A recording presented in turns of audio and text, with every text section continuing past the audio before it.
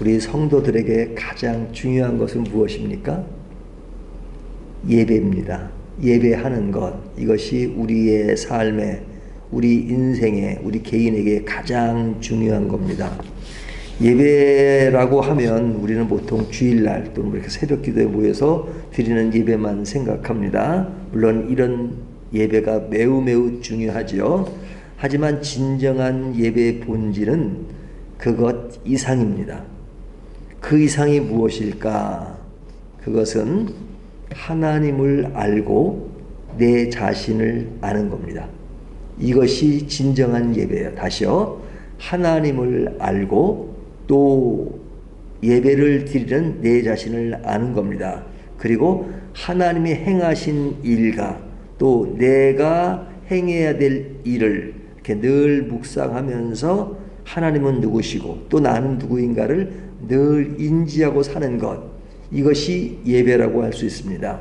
그래서 오늘 본문에 보면 그런 예배하는 자의 모습이 잘 나타나 있어요. 앞에 1, 2절을 보면 인간이 누군가 하는 것을 잘 보여주고 있고요.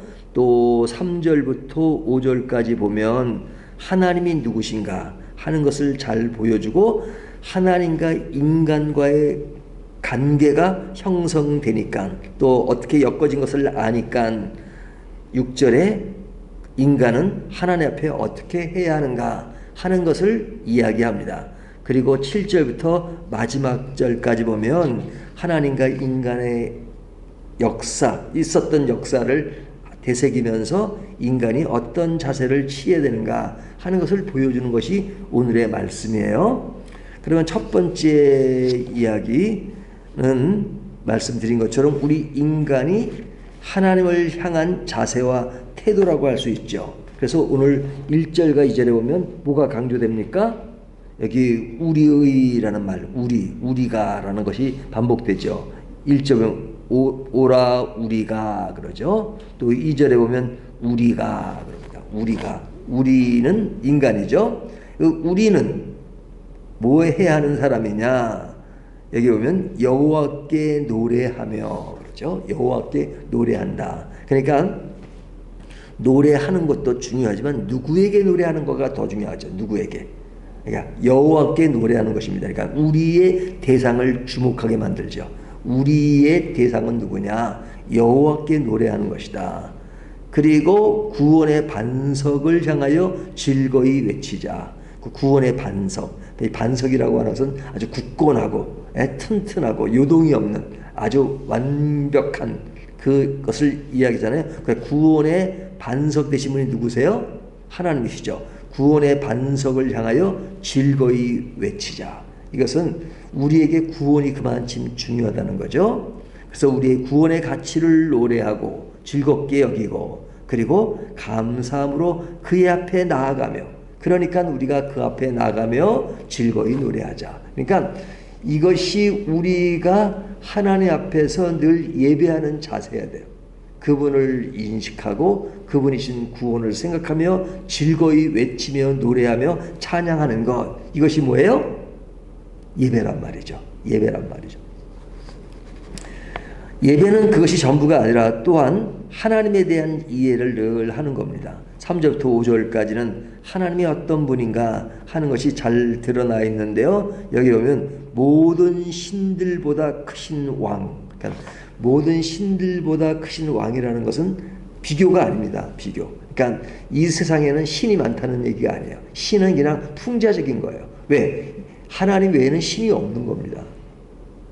그러니까 다른 신과 하나님을 비교하는 것이 아니라 신은 오직 하나님 한 분이고 사람들이 말할 때 신이라고 이야기하는 것, 그런 비교 가운데 하나님은 절대자시다 하는 것을 강조합니다. 그래서 뒤에 나오는 이야기는 절대자시기 때문에 그가 어떤 분이냐, 여기 4절 땅의 깊은 곳이 그의 손 안에 있으며 산들의 높은 곳이 그의 것이로다. 바다도 그의 것이라. 그가 만드셨고 육지도 그의 손이 지으셨도다. 무엇을 이야기하죠? 하나님은 창조주시라는 거죠. 창조주. 그러니까 창조주라는 것이 너무너무 중요해요. 창조주라는 것이 너무너무 중요해요. 저희가 지난번에 욥기를 마쳤지만 욥기의 제일 마지막에 하나님이 욥에게 제일 마지막으로 강조한 것이 뭐예요? 나는 창조주다 하는 것을 강조하잖아요. 그러니까 창조주이심을 진정 알면 그건 신앙은 끝난 겁니다. 하나님이 창조주라는 것. 그래서 태초에 천지를 창조하시니라 하는 그 말씀이 너무너무 중요한 겁니다. 그거만 끝난 겁니다. 거기에 왜 천지를 어떻게 창조했느냐가 뒤에 나오지만 어떻게 창조할 수 있냐 뭐 이런 거 얘기가 이렇게 길지 않아요. 그냥 그걸로 끝난 겁니다. 태초에 하나님이 천지를 창조하셨다. 그러면 하나님에 대한 얘기 끝난 겁니다. 세계에 많은 종교가 있지만 어느 신이 그들이 말하는 신, 창조주를 말하는 종교는 없어요. 오직 하나님만 천지를 창조하신, 그러니까 그분이 창조하셨다면 나를 만드신 것이고 내 모든 주변에 있는 것을 다 만드신 것이라면 이야기는 끝난 거죠. 그래서 하나님에 대한 이해, 창조주라는 인식이 분명해야 된다. 그래서 우리 인간이 어떠해야 되느냐. 6절 보면 오라 우리가 굽혀 경배하며 우리를 지으신 여호와 앞에 무릎을 꿇자. 무릎을 꿇자. 무릎을 꿇는 것은 그가 창조주이시기 때문에 그렇습니다. 그렇기 때문에 하나님과 우리의 관계는 어떤 관계냐. 하나님은 우리를 돌보시고 기르신다 이렇게 얘기하죠. 7절 그는 우리의 하나님이시요 우리는 그가 기르시는 백성이며 그의 손이 돌보시는 양이기 때문이라. 저는 여기서 어떤 단어가 눈에 확 띄냐면요. 7절에 우리라는 단어예요. 우리의 하나님이요 우리는 그가 기르시는 백성이다. 앞에 우리가 여호와께 노래하며 우리를 강조하잖아요. 우리가 그렇게 된다. 근데 하나님은 어떤 분이세요? 우리의 하나님이시다. 우리의 하나님이시고 우리가 그의 기르는 백성이다. 그러니까 그는 우리를 기르시는 목자시다. 이렇게 말씀하고 있잖아요. 그러니까 그 창조주가 감히 쳐다볼 수 없는 창조주가 우리의 목자시라는 것. 그래서 그 목자 앞에서 우리 양은 그의 음성을 따르는 자죠. 그래서 하나님과 우리의 관계가 이렇게 형성될 수 있다는 것이 얼마나 감사한 일이냐 이거죠. 그렇기 때문에 우리는 그런 관계를 유지해야 되는데 그렇지 못했던 인간의 역사, 인간에 일어났던 일들 그런 것들을 늘 묵상하는 것이 중요합니다. 그래서 오늘 시편의 기자는 8절부터 나오는 것이 모세 시대 때 이야기를 기록하고 있잖아요. 광야 시대. 여기 보면 8절에 또 무리바에서와 같이 또 광야의 마사에서 광야 이야기를 합니다. 그 광야에 나오는 그 지명을 이야기하는데 그곳에서 어떤 일이 벌어졌어요? 이스라엘 백성들이 물이 없다고 불만을 토로했잖아요. 물이 없다고. 물이 없다고. 그러니까 나중에는 그냥 하도 그냥 그 이스라엘 백성이 입고 있는 모세도 나중에는 또 그러니까 화가 나니까 그냥 지팡이로 이제 물을 그 반석을 친 그런 사건이 있잖아요. 그러니까 그 인간이 늘 불평을 해요. 하나님이 만나를 주시고 뭐 메추라기를 통해서 그렇게 그 인간이 먹을 것을 다 해결해 주시는데도 불구하고 또 뭐 하나가 부족하면 또 불평을 해요. 불평을 해요. 그러니까 이 불평하는 인간에 대해서 본문은 뭐라고 얘기하냐. 8절이면 인간이 완악하여져서 그렇다. 완악하다. 그래서 하나님 쪽에서 보면 인간의 역사는 항상 하나님을 근심하게 한다 이렇게 말하죠. 10절 보면 내가 40년 동안 그 세대로 말미암아 근심하여 이르기를 그들이 마음이 미혹된 백성이라 내 길을 알지 못한다 하였도다. 하나님이 원하시는 그 길을 알지 못하고 인간은 늘 완악하고 그리고 그릇된 길로 가고 그래서 하나님을 근심하게 한다라는 말씀을 하고 있죠. 뭐 하나님을 근심하게 하는 것이 여기에 나오는 뭐 사건뿐인가요? 너무너무 많죠. 그냥 모세가 그 산에 올라갔을 때 우상 숭배를 했던 것, 우상을 만들었던 그의 형 아론이 금송아지를 만들고 그리고 이스라엘 백성들이 그냥 하여튼 뭐 조금만 뭐 있으면 불만을 토로하고 가성치고 막 하나님을 대들고 그러잖아요. 그런 것이 그 당시 사람들의 모습일 뿐일까? 우리들의 모습은 아닌가? 우리들도 늘 그러죠. 늘 그러죠. 그러니까 그 성경에 나오는 인간의 역사를 보고 내 모습을 살펴보라는 거죠. 하나님과의 관계를 어떻게 유지하고 있느냐. 그 유지하는 것을 보면 하나님은 절대 변함이 없으세요. 절대 사랑, 절대 다가옴으로 늘 함께하지만 늘 문제를 일으키는 건 누구예요? 인간이란 말이에요. 내 자신이란 말이죠.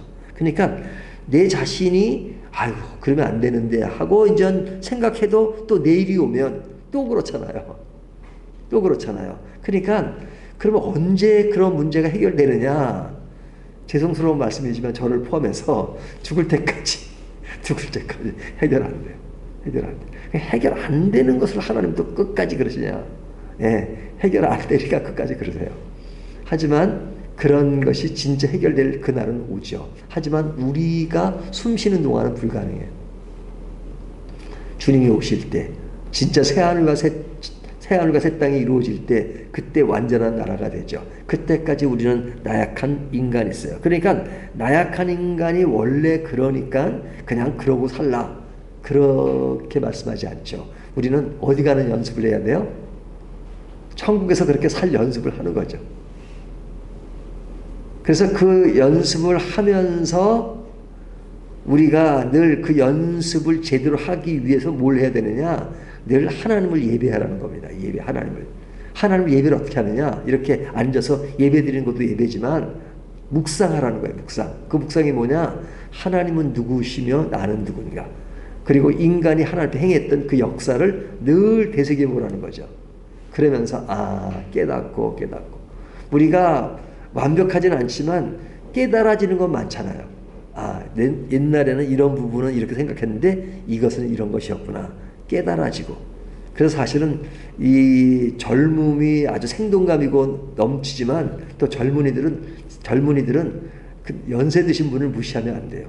그 인생의 경륜과 그런 속에서 사실은 경험했던 그 많은 것들, 그거는 젊은 사람들이 경험해보지 못한 것들이 많잖아요. 또 연세 드신 분들은 젊은이들의 어떤 그런 아주 신선함, 또 그런 것들을 본받을 필요가 있죠. 보완 관계가 필요한데 우리들은 항상 그런 시대의 역사를 가지고 늘 이렇게 되새겨보는 것이 굉장히 중요하죠. 그래서 우리가 성경만 읽지 아니라 위인전 같은 거 있잖아요. 신앙의 위인전. 그것이 우리에게 빨리 또 습득이 될 수 있는 부분이 있어요. 왜? 같은 인간이기 때문에. 자, 그렇다면 오늘 말씀이 주는 교훈이 뭐냐? 우리는 말씀을 늘 되새기면서 빗나간 나의 마음을 늘 정리하며 살기를 원하시는 거죠. 그것이 우리의 삶의 여정이어야 돼요.